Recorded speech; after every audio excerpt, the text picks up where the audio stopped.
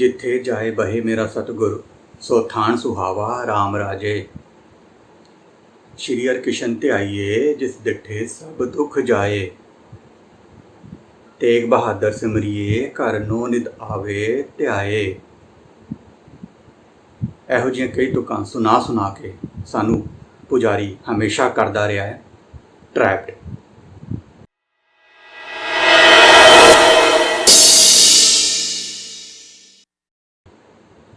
वाहिगुरू जी का खालसा, वाहिगुरू जी की फतेह। आप सब जी का स्वागत है जी साडी सीरीज़ ट्रैप्ड दे विच।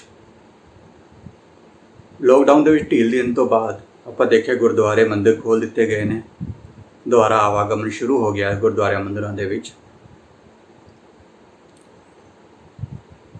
मोस्टली जो प्रोग्राम बनाया जाता गुरुद्वारे जाने का, चलो चलीए बंगला साहब चलीए, शीशगंज साहब चलीए, दरबार साहब चलीए,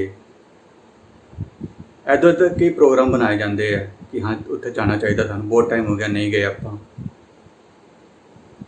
कभी सोचा इहो जिहा क्यों है स्पैशली, मतलब उस जगह ते खास की है जो इधर नहीं हैगा, साडे लोकल गुरुद्वारे नहीं है, ऐदा क्यों है, मतलब ऐसा की रीज़न है। कोई आप चलो आप सोचते कहने कि नहीं ठीक है जी, आप तो उधर भी जाने, ठीक है थोड़ा बाहर घूम लिया, थोड़ा आउटिंग हो गई, नाल गुरु साहब के दर्शन हो गए।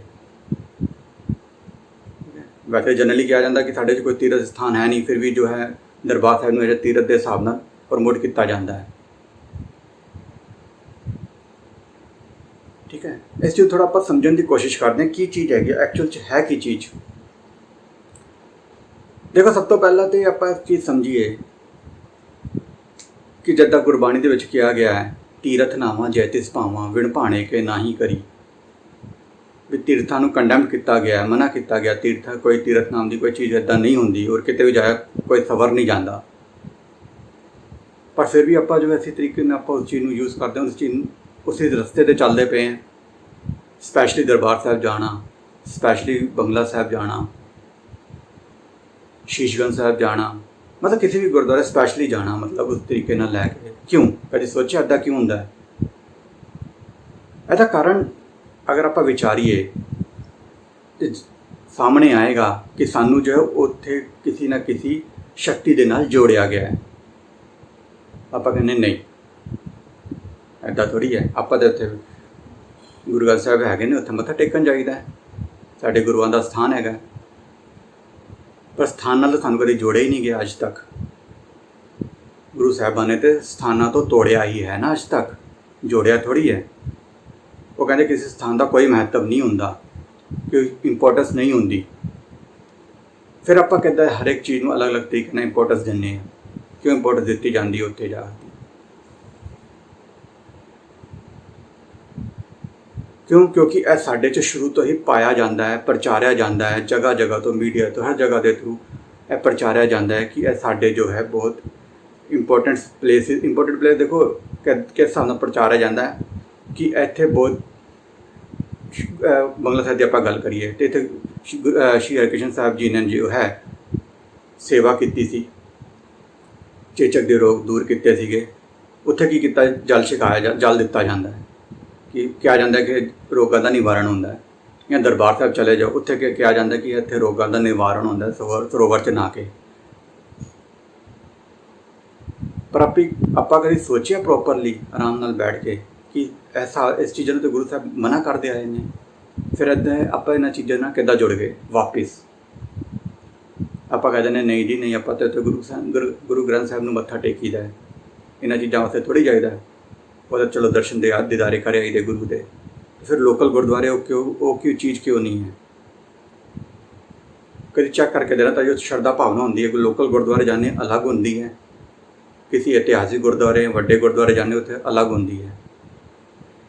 लोकल गुरुद्वारे जाने तो 5 रुपए 10 रुपए का मत्था टेक देंगे हो, उत्थे जाने आप 100 रुपए का 500 रुपए का प्रसाद कराया जाता है, मत्था टेकिया जाता है। डिफरेंस क्यों है, की गल है, मतलब डिफरेंस क्यों किया जाता है, क्यों क्योंकि उत्थे शक्तियों नाल जोड़िया गया है सानू। बंगला साहब की गल ले ली तो दुख दूर होंदे ने, जल पीओ तो ਜਲ ਭਰ ਭਰ ਕੇ ਕੇਨੀਆਂ ਦਿੱਤੀਆਂ ਜਾਂਦੀਆਂ। ਜਗ੍ਹਾ ਨਾਲ ਜੋੜਿਆ ਗਿਆ ਹੈ, ਜਗ੍ਹਾ ਨੂੰ ਪ੍ਰਮੋਟ ਕੀਤਾ ਗਿਆ।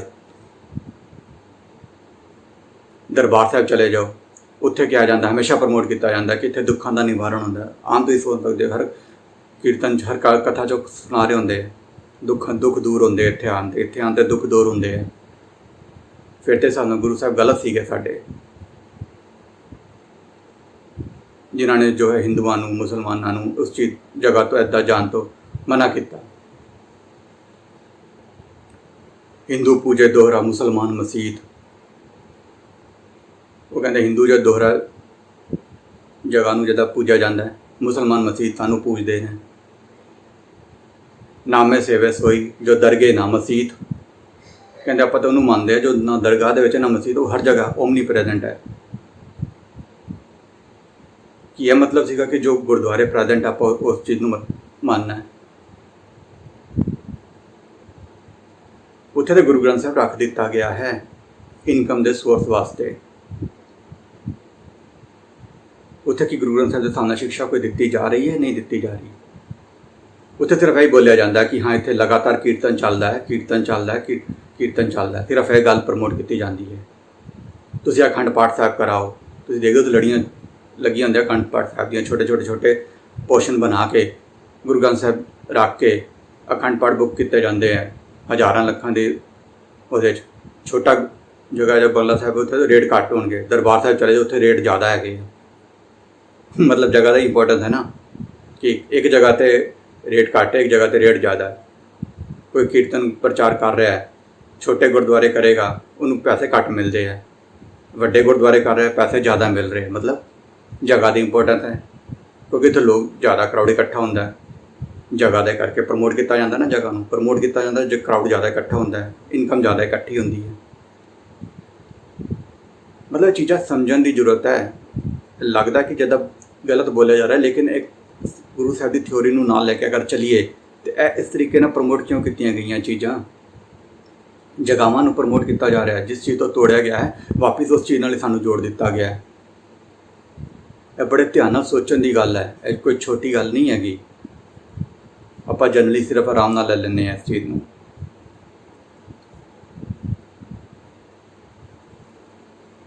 ਹੁਣ ਦੇਖੋ, ਜਿੱਦਾਂ ਮੰਨ ਲਓ ਉੱਥੇ ਪ੍ਰਮੋਟ ਕਰਕੇ ਬੈਨੀਫਿਟ ਕਿਹਨੂੰ ਹੋ ਰਿਹਾ ਹੈ? ਕੁਝ ਸੋਚੋ ਕਦੇ ਵੀ ਇਸ ਚੀਜ਼ ਨੂੰ, ਕਿ ਅਗਰ ਉਸ ਜਗ੍ਹਾ ਦੀ ਪ੍ਰਮੋਸ਼ਨ ਹੋ ਰਹੀ ਹੈ, ਜਗ੍ਹਾ ਦੀ ਪ੍ਰਮੋਸ਼ਨ ਬੈਨੀਫਿਟ ਕਿਹਨੂੰ ਹੋ ਰਿਹਾ? ਸਾਨੂੰ ਹੋ ਰਿਹਾ, ਆਮ ਲੋਕਾਂ ਨੂੰ ਹੋ ਰਿਹਾ, ਜਾਂ ਜੋ ਪੁਜਾਰੀ ਤਬਕਾ ਬੈਠਾ ਉਹਨੂੰ ਹੋ ਰਿਹਾ? ਕਿਉਂਕਿ ਜਿੰਨੇ ਜ਼ਿਆਦਾ ਲੋਕ ਆਉਣਗੇ ਉਨੀ ਜ਼ਿਆਦਾ ਇਨਕਮ ਹੋਏਗੀ। ਬੈਨੀਫਿਟ ਕਿਹਦਾ ਹੋਏਗਾ? ਲੋਕਾਂ ਦਾ ਬੈਨੀਫਿਟ ਥੋੜ੍ਹੀ ਹੈ। ਲੋਕੀ ਤਾਂ ਸਿਰਫ ਪੈਸੇ ਦੇਣਗੇ ਉੱਥੇ। ਲੇਕਿਨ ਪ੍ਰਚਾਰਿਆ ਜਾ ਰਿਹਾ ਕਿ ਨਹੀਂ, ਇੱਥੇ ਆਓ, ਤੁਹਾਡੇ ਦੁੱਖ ਦਰਦ ਦੂਰ ਹੋਣਗੇ। ਅਤੇ ਫਿਰ ਗੁਰੂ ਸਾਹਿਬ ਨੇ ਕਿਉਂ ਮਨਾ ਕੀਤਾ ਸੀਗਾ ਲੋਕਾਂ ਨੂੰ ਜਾਣ 'ਤੇ? ਉਹਨਾਂ ਨੇ ਗੰਗਾ ਸਨਾਨ ਨੂੰ ਕਿਉਂ ਕੰਡੈਮ ਕੀਤਾ? ਤੀਰਥਾਂ 'ਤੇ ਜਾਣ ਤੋਂ ਕਿਉਂ ਮਨਾ ਕੀਤਾ? ਉੱਥੇ ਵੀ ਉਹਨਾਂ ਦੀ ਭਾਵਨਾ, ਉਹਨਾਂ ਹਿੰਦੂਆਂ ਮੁਸਲਮਾਨਾਂ ਦੀ ਭਾਵਨਾ ਜੁੜੀਆਂ ਹੋਈਆਂ ਹੈ ਨਾ। ਆਪਾਂ ਇੱਥੇ ਕਹਿੰਦੇ ਕਿ ਸਾਡੇ ਦਰਬਾਰ ਸਾਹਿਬ 'ਤੇ ਗੱਲ ਕੀਤੀ ਜਾ ਰਹੀ, ਸਾਡੀ ਭਾਵਨਾਵਾਂ ਜੁੜੀਆਂ ਹੈ। ਅਤੇ ਗੁਰੂ ਸਾਹਿਬ ਨੇ ਉੱਥੇ ਗੱਲ ਕੀਤੀ ਅਤੇ ਉੱਥੇ ਉਹਨਾਂ ਦੀ ਭਾਵਨਾਵਾਂ ਵੀ ਤਾਂ ਜੁੜੀਆਂ ਹੋਈਆਂ ਸੀ ਨਾ ਹਿੰਦੂ ਮੁਸਲਮਾਨਾਂ ਦੀਆਂ। ਗੱਲ ਭਾਵਨਾਵਾਂ ਦੀ ਨਹੀਂ ਹੈ, ਗੱਲ ਹੈ ਅਸਲੀਅਤ ਨੂੰ ਸਮਝਣ ਦੀ। ਇਸ ਤਰ੍ਹਾਂ ਭਾਵਨਾਵਾਂ, ਸ਼ਰਧਾ, ਕਈ ਤਰ੍ਹਾਂ ਦੇ ਵਰਡ ਯੂਜ਼ ਕਰਕੇ ਸਾਨੂੰ ਇਨ੍ਹਾਂ ਚੀਜ਼ਾਂ 'ਚ ਇਨਵੋਲਵ ਕਰ ਲਿੱਤਾ ਜਾਂਦਾ ਕਿ ਬੋਲਣ ਨਹੀਂ ਦਿੱਤਾ ਜਾਂਦਾ। ਕਿਉਂਕਿ ਅਗਰ ਬੋਲਾਂਗੇ, ਫਿਰ ਦੇਖੋ ਗੁਰਦੁਆਰੇ ਸਿਰਫ ਕਿਸੇ ਨੂੰ ਪ੍ਰਚਾਰਿਆ, ਕੀਰਤਨ ਨੂੰ ਕਰਦੇ ਰਹੋ, ਪਾਠ ਕਰਦੇ ਰਹੋ, ਲਗਾਤਾਰ ਇਸੇ ਚੀਜ਼ ਨੂੰ ਪ੍ਰਚਾਰਿਆ ਜਾ ਰਿਹਾ। ਜੀਵਨ ਜਾਣ ਦਾ ਤਰੀਕਾ, ਅੱਗੇ ਵਧਣ ਦਾ ਤਰੀਕਾ, ਕੌਮ ਨੂੰ ਅੱਗੇ ਵਧਾਉਣ ਦਾ ਤਰੀਕਾ, ਇਹ ਚੀਜ਼ ਕਦੀ ਡਿਸਕਸ ਨਹੀਂ ਕੀਤੀਆਂ ਜਾਂਦੀਆਂ। ਔਰ ਜੋ ਡਿਸਕਸ ਕੀਤਾ ਜਾਂਦਾ ਉਹ ਇਸ ਤਰੀਕੇ ਨਾਲ ਕੀਤਾ ਜਾਂਦਾ ਹੈ ਕਿ ਉਸ ਤੋਂ ਇਨਕਮ ਕ੍ਰੀਏਟ ਹੋ ਸਕੇ। ਕਿਉਂਕਿ ਅਗਰ ਸਹੀ ਤਰੀਕੇ ਨਾਲ ਪ੍ਰਚਾਰਾਂਗੇ ਤਾਂ ਇਨਕਮ ਆਉਣੀ ਬੰਦ ਹੋ ਜਾਏਗੀ। ਆਪਾਂ ਕਿਸੇ ਗੁਰਦੁਆਰੇ ਜਾਂਦੇ ਹਾਂ, ਆਪਾਂ ਇਸ ਤਰੀਕੇ ਨਾਲ ਕਿਉਂ ਨਹੀਂ ਦੇਖਦੇ ਕਿ ਇਹ ਸਾਡਾ ਇਤਿਹਾਸਿਕ ਗੁਰਦੁਆਰਾ ਹੈ।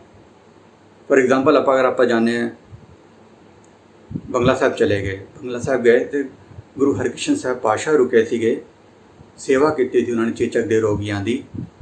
ਆਪਾਂ ਇਸ ਚੀਜ਼ ਨਾਲ ਲੈ ਕੇ ਕਿਉਂ ਨਹੀਂ ਚੱਲਦੇ? ਇਸ ਚੀਜ਼ ਦੇ ਸਾਹਮਣੇ ਬੱਚਿਆਂ ਨੂੰ ਕਿਉਂ ਨਹੀਂ ਸਮਝਾਉਂਦੇ? ਇਹ ਚੀਜ਼ ਨਾਲ ਕਿਉਂ ਸਮਝਾਉਂਦੇ ਕਿ ਹਾਂ ਇੱਥੇ ਇਹਨਾਂ ਨੇ ਰੋਗ ਠੀਕ ਕੀਤੇ ਸੀਗੇ ਅਤੇ ਇਹ ਜੋ ਜਲ ਪੀਓ ਸਾਰੇ ਰੋਗ ਠੀਕ ਹੋ ਜਾਂਦੇ ਹੈ। ਜਾਂ ਦਰਬਾਰ ਸਾਹਿਬ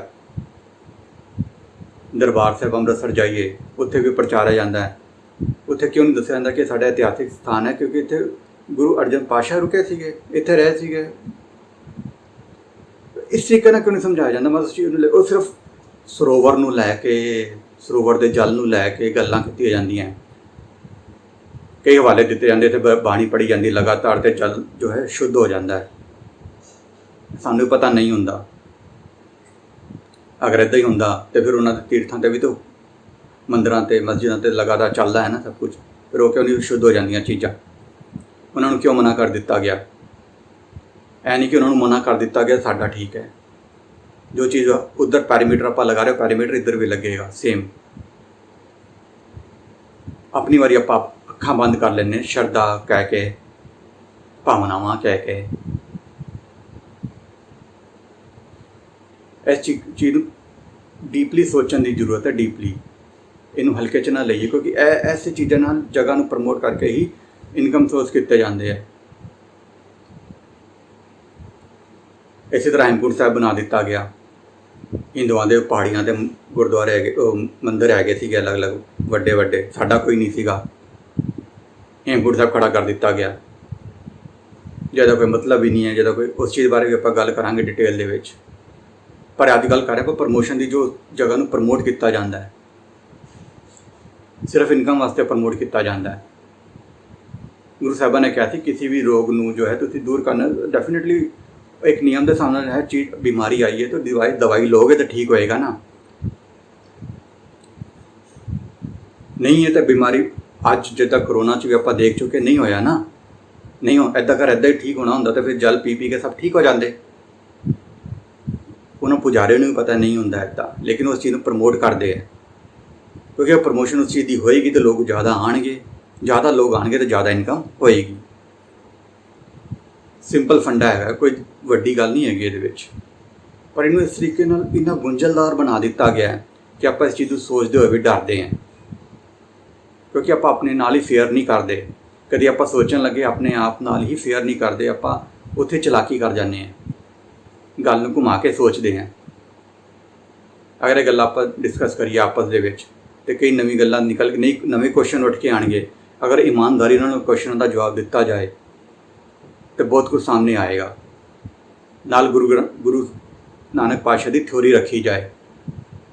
ਗੁਰੂ ਨਾਨਕ ਪਾਤਸ਼ਾਹ ਦੀ ਥਿਊਰੀ ਦਾ ਮਤਲਬ ਖਾਲੀ ਇਹ ਨਹੀਂ ਸਿਰਫ ਗੁਰੂ ਨਾਨਕ ਪਾਤਸ਼ਾਹ ਤੋਂ ਲੈ ਕੇ ਗੁਰੂ ਗੋਬਿੰਦ ਸਿੰਘ ਪਾਤਸ਼ਾਹ ਤੱਕ, ਕਿਉਂਕਿ ਸਭ ਇੱਕ ਗੁਰੂ ਨਾਨਕ ਦੀ ਥਿਊਰੀ 'ਤੇ ਸਭ ਚੱਲਦਾ ਪਿਆ ਸੀ। ਇਸੇ ਕਰਕੇ ਗੁਰੂ ਨਾਨਕ ਦੀ ਥਿਊਰੀ ਹੀ ਕਿਹਾ ਜਾਂਦਾ ਹੈ।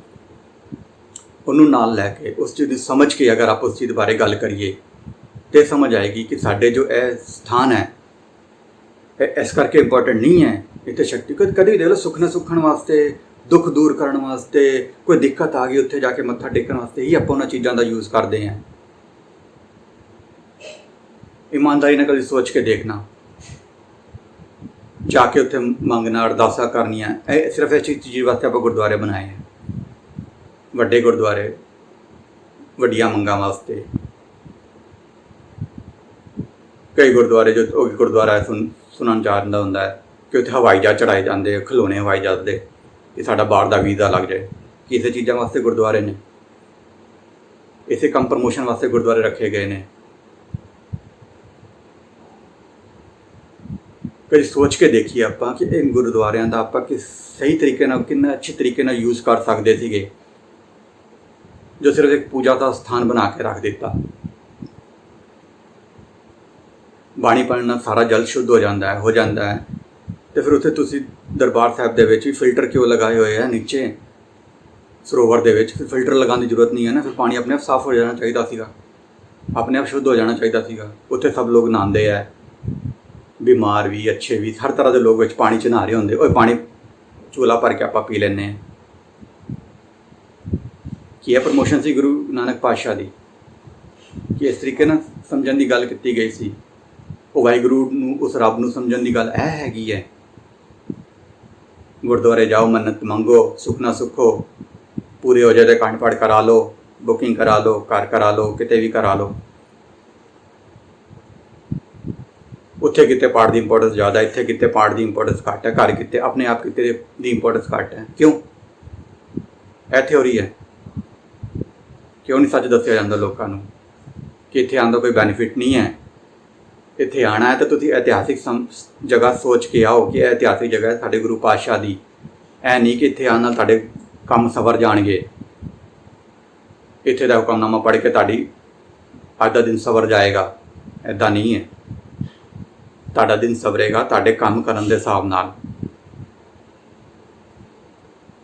ਗੁਰੂ ਨਾਨਕ ਪਾਤਸ਼ਾਹ ਦੀ ਜੋ ਸਿੰਪਲ ਫਿਲੋਸਫੀ ਉਹਨੂੰ ਯੂਜ਼ ਕਰੋ ਨਾ।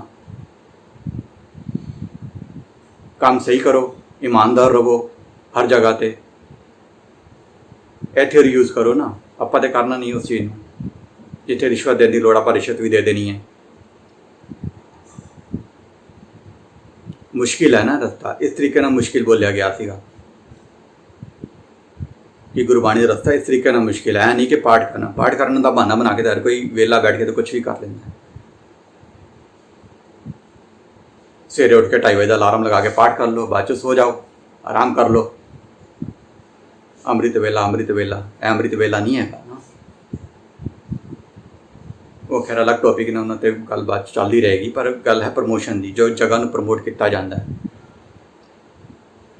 ਬਚੀ ਇਹਨਾਂ ਚੀਜ਼ਾਂ ਤੋਂ, ਇਹਨਾਂ ਚੀਜ਼ਾਂ ਨੂੰ ਸਮਝੀਏ ਆਪਾਂ ਕਿ ਕਿਸ ਤਰੀਕੇ ਨਾਲ ਗਲਤ ਪ੍ਰਮੋਸ਼ਨ ਕੀਤੀ ਜਾ ਰਹੀ ਹੈ। ਬੱਚਿਆਂ ਨੂੰ ਸਮਝਾਈਏ। ਅਗਰ ਸਮਝਾਵਾਂਗੇ ਤਾਂ ਨਵੇਂ ਕੁਐਸਚਨ ਪੁੱਛਣਗੇ, ਉਹਨਾਂ ਦਾ ਇਮਾਨਦਾਰੀ ਨਾਲ ਜਵਾਬ ਦਈਏ ਕਿ ਇਹ ਗੱਲਾਂ ਠੀਕ ਹੈਗੀਆਂ। ਇਸੇ ਤਰੀਕੇ ਨਾਲ ਹੈ ਸਭ ਕੁਛ। ਇਹਨਾਂ ਚੀਜ਼ਾਂ ਨੂੰ ਸਮਝਾਂਗੇ। ਥੋੜ੍ਹਾ ਜਿਹਾ ਹੋਰ ਅੱਗੇ ਡਿਸਕਸ ਕਰਾਂਗੇ ਇਹਨਾਂ ਚੀਜ਼ਾਂ ਦੇ ਬਾਰੇ, ਥੋੜ੍ਹਾ ਹੋਰ ਖੋਲ੍ਹ ਕੇ ਆਪਣੀ ਅਗਲੀ ਸੀਰੀਜ਼ ਦੇ ਵਿੱਚ। ਦਵੋ ਇਜਾਜ਼ਤ। ਵਾਹਿਗੁਰੂ ਜੀ ਕਾ ਖਾਲਸਾ, ਵਾਹਿਗੁਰੂ ਜੀ ਕੀ ਫਤਿਹ।